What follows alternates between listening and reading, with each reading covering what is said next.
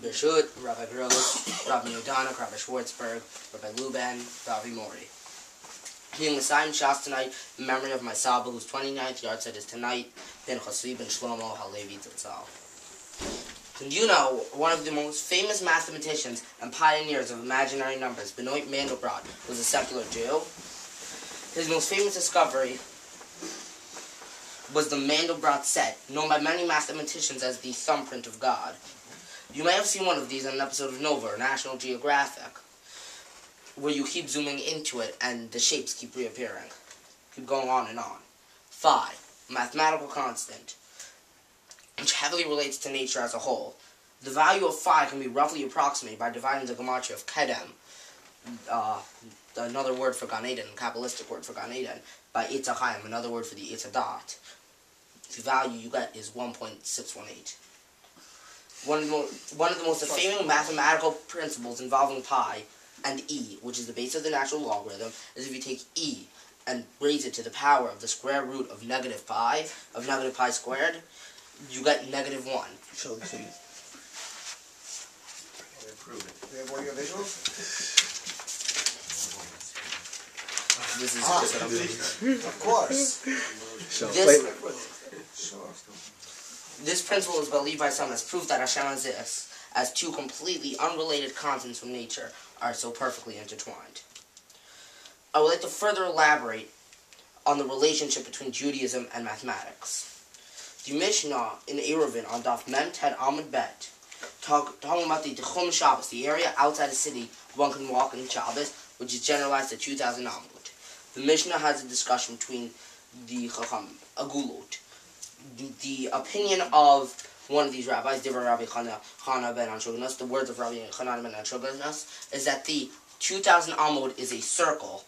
It is a circle in that it is all one way around. It's always 2,000 Amud.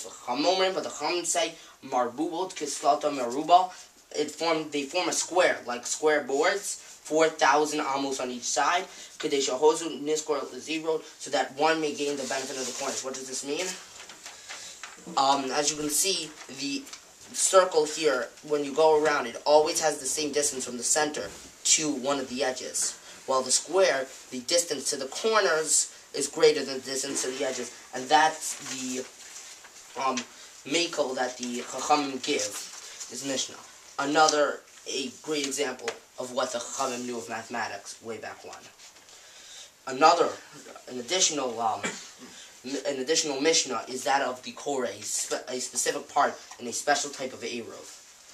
The Mishnah but that's not the important part. The important part is the statement of the Mishnah is Kol sheyesh b'hafoko shlosh tefachim yesh b'rochav tefach. Whatever a round object has a circumference of three tefachim, its width is 1 tefach, which is approximately the value we know as pi, which is 3.14 to 3, is the ratio between the circumference and the diameter.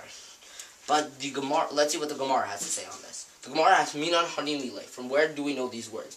Amar Rabbi Yochanan says, Amar Kra, it's from a pasuk in Melachim Aleph, when Shlomo HaMelech is building the Beis HaMikdash. Yasa et Hayam, and Shlomo HaMelech made a giant pool, which is known as the Yam. Mukat, of cast metal. Asarva Amud, Misafta, Ad Safta, what was 10 Amos from rim to rim. Agul Saviv, circular all around. V'chamesh ba'alma, Kumaltel, 5 amos high. V'kav Shlosh ba'alma, Yisov, Oto Yisov, and 30 amos encircled it all around. So, the important parts of information here are the parts that 30 amos circled it all around, and it was 10 amos from rim to rim. Thus giving the proof that it's this 3-to-1 ratio. 30 to 10 is the same as 3-to-1. This can be taken at face value, but then you can always ask the question, why do you need to bring a proof for something that's derived from pure logic? Why do you need a geometrical proof from the Torah?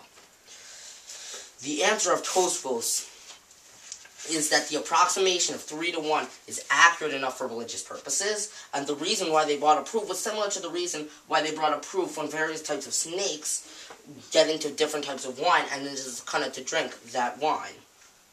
Even things that are purely logical should have a Torah proof. But the more amazing explanation is the explanation of the Tosfos Harash, which says the reason a proof was needed was not to validate the ratio of 3 to 1, but to validate that you're allowed to use approximations for religious purposes. So Tosfos says the reason why you need it is because things that are purely logical should have Torah proofs. And the reason why Tosfos says the reason according to the Tosfos Rush is not to validate the ratio, but rather to validate that you're allowed to use approximations.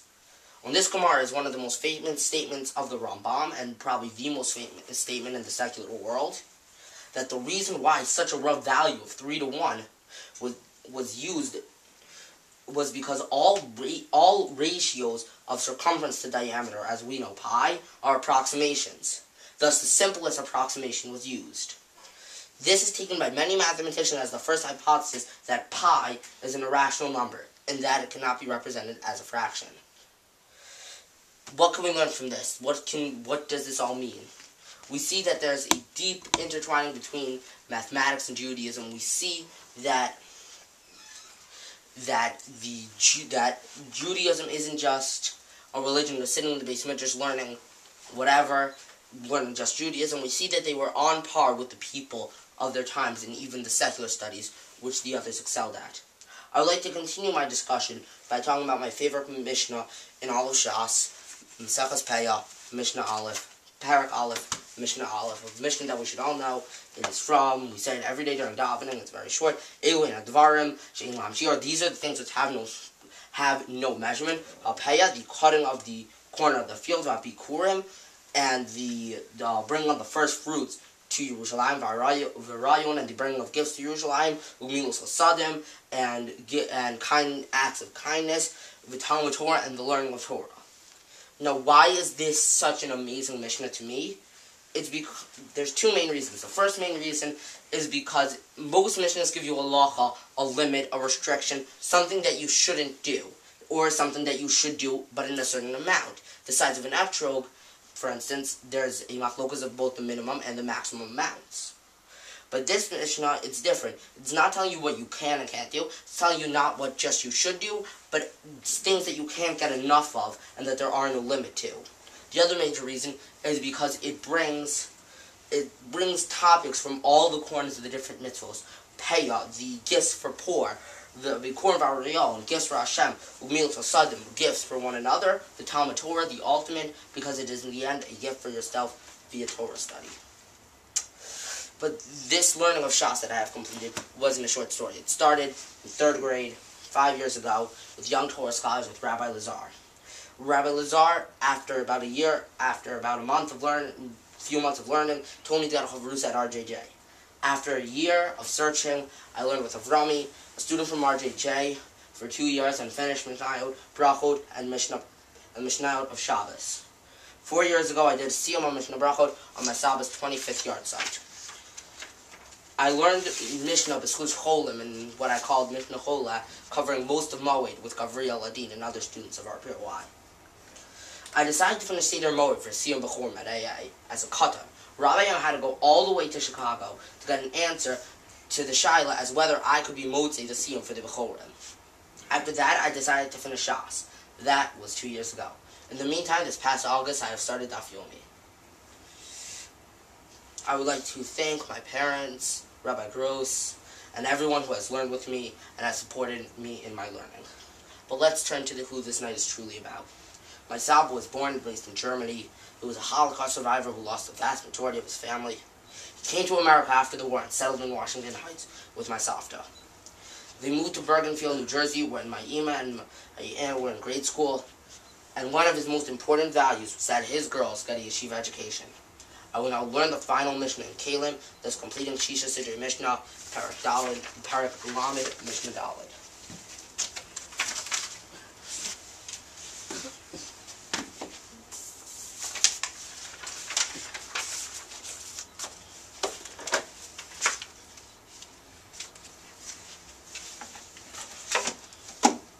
Mishnah reads, Tzatzol Katana Shenaf Pia Tameh, a small glass bottle whose neck was broken off, it can become Tameh. Ugedula Shenaf Lapia Tahora, but a large bottle whose neck was broken off is Tahor, will always remain Tahor. Shapitla Shenit Lapia Tahor, Tahora, a bottle of blossom oil, whose neck has broken off. It is tahor mipnei shehitz ardet at yad, because it will scratch one's hand if used. Gilgunei gedolim shenisa pihen timayin. Large glass jars whose mass broke off are can become tamei mipnei shehu mafidin l'kavasim, because one sets them aside for pickled things. For Bihar Sashin sells Zechutim Tahora, a grinding funnel made of glass will always remain tahor. Amir Rabbi Yossi Ashariach Kalim Shaniskal Betuma V'Yatzat B'Tahora. Rabbi Yossi says, "Fortunate are you, Kalim, for you have entered in Tuma and have exited in Tahora."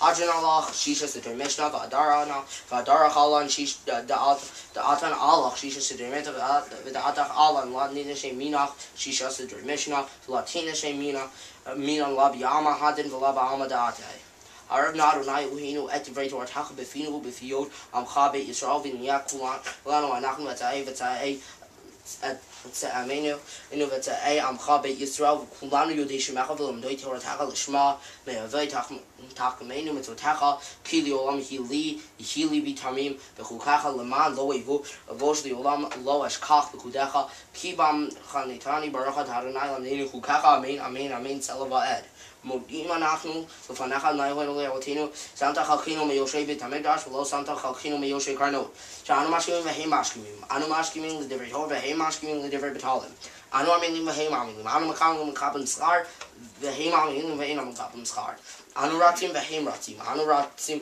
L'Chai Ha'olam Haba V'Heim Ratzim L'Bar Shachad Shne'amar V'Ata Elohim Toridim L'Bar Shachad An Sheda Dam Lo Yachutu Yimayim V'Aniyah Tachbach Here Aton Adonai Ohinu Adonai L'Fanecha Adonai Elohai Kashem Shazazin L'Sayim Shisha Shazim Mishnah Kain Ta'azrin L'Achil Mesechtu L'Sfarim Acherim L'Sayimam L'Modu L'Lamein L'Shmor V'La'asod L'Chayim Ekhol Divrei Talmud Torah B'Yahava U'B'Zchut Kol HaTanba'im V'Amorayim V'Tamidei Chachamim Ya'amod Li L'Zari Shelo Tamu Shatorah Mifi U'Mifi Zari V'Zara